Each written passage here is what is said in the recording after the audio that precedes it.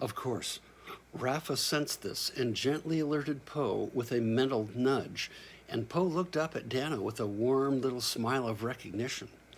Noticing this, Jax looked up and saw his best friend hanging out over him, and they chortled out a waterfall of happy laughter. The two old dear friends laughed at each other's good fortune, and Poe stood in happy, quiet observance of that shared love. Rafa observing this essence of the human experience. Rafa and Poe knew they were in the right place to start their career. Meanwhile, across the waterway, Thule was watching this happen through Rondo's pilot house side windows.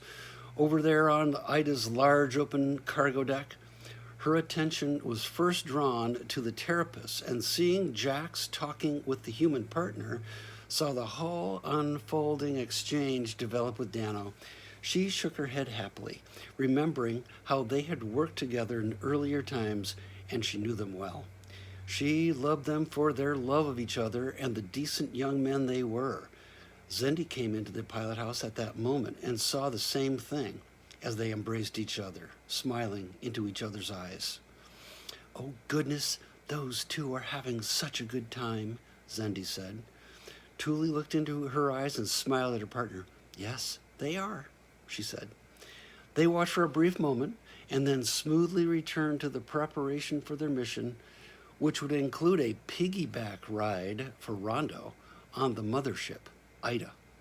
They were bound for a major deployment back to Jakarta and would be including the newest innovation in their fleet's capabilities, the Terrapus Flyers. Rondo was aware of all that was going on, of course, and said, "Ida's very pleased with Rafa and Poe," as Thule and Zendi looked at each other across the pilot house, nodding and smiling. "As you can see, the crew on Ida is accepting them easily," he said. Thule, then Zendi, looked up from their work to see the other members of the deck crew gathering round Rafa and Poe amiably. The preparations could hesitate for this, and soon all had returned to finish the work at hand. Just as Thule shut the last compartment door next to her bolster, she turned and glanced through the window over to Ida to see another Terrapus swooping from high overhead into the open hatch area with great graceful flapping of wings and much musical noise that oddly sounded like a rock and roll concert from back in the day. Tark and Zenith comes next.